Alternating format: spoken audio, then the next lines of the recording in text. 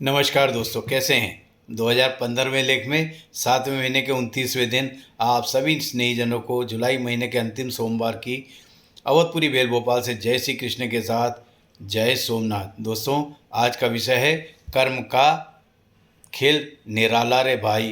कर्म का खेल निराला। कर्म का फल आपको आज नहीं तो कल भोगना ही पड़ता है। इसलिए तो गाने में भी कहा गया है, कर्म का खेल निराला रे भैया, कर्म का खेल निराला। आज छुप ना सके। दोस्तों, आज इसी बोलों को रेखांकित करने का प्रयास किया है। साधारण तौर पर आज हम आम का पेड़ लगाएंगे तो कल उसमें आम आ जाएं और हम फल खा लें, ऐसा संभव नहीं। उसमें समय लगता है। उसमें आपको 2-3 साल लग सकते हैं या फिर अनेकों साल भी लग सकते हैं। समय उपरांत ही उस बीज का फल आपको प्राप्त होगा। कुछ ऐसे ही कर्म फल के बीज भी होते हैं। आज डालो, आपको 3 महीने बाद उसका फल मिलेगा। कुछ फल ऐसे भी होते हैं जो तत्काल भी प्राप्त हो जाते हैं। हमारे कर्मों के फल भी इसी सिद्धांत पर, वृक्षों वाले सिद्धांत पर आधारित है, जिनको मिलने में समय लगता है। इसलिए स्नेहीजनों से बार बार त्यौहार का विशेष अनुरोध है कि आप भगवान से डरो। ऐसे कोई कर्म कदापि ना करो, क्योंकि परम पिता परमेश्वर तो आपका पिता है। वह तो एक बार आपको माफ़ भी कर देगा।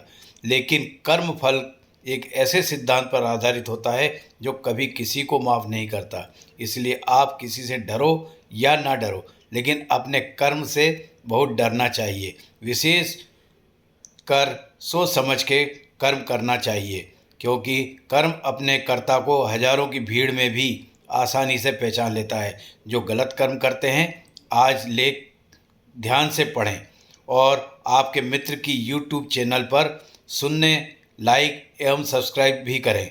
एक धनवान व्यापारी बहुत ही नास्तिक था, भगवान को नहीं मानता था और कर्म को भी नहीं मानता था। लेकिन त्यौहार आपको विश्वास दिलाता है, वास्तव में कर्म है और कर्म अपना फल जरूर देते हैं। वह जानते हुए भी बहुत से लोग आज की भी दुनिया में ऐसे हैं जो कर्म फल को मानते ही नहीं। बहुत कुछ उल्टा सीधा करते हैं रहते हैं, दूसरों के साथ गलत करते रहते हैं और उन्हें लगता है कि कुछ भी नहीं होगा, और अगर फिर कुछ हुआ भी तो देखा जाएगा। वर्तमान में तो लो मज़े, उसके मत के अनुसार ऐसे कुछ भी लॉ ऑफ कर्म नहीं होते। यह सब फालतू की कोरी बकवास है। उस धनवान का सिद्धांत था, किसी को भी 3 महीने के से ज़्यादा अपने यहाँ नहीं रखता था। अंतिम माह का वेतन उसे दिए बिना ही भगा देता था। एक बार शारीरिक रूप से अपंग लड़की को अपने यहाँ काम पर रख लिया। उसके साथ ही भी उसने 3 महीने के पश्चात अंतिम वेतन दिए बिना काम से निकाल दिया। हम सभी जानते हैं, शारीरिक रूप से अपंग मनुष्य भगवान को सबसे अधिक प्रिय होते हैं। अपंग लड़की के ने जाते समय उस धनवान व्यक्ति को श्राप दिया, तुम्हें इस कर्म का फल जरूर मिलेगा। लेकिन इसके ठीक विपरीत धनवान का कारोबार तो खूब फल अच्छी तरीके से फल फूल रहा था। इसलिए उस धनवान व्यक्ति ने सुंदर स्त्री के साथ विवाह भी कर लिया।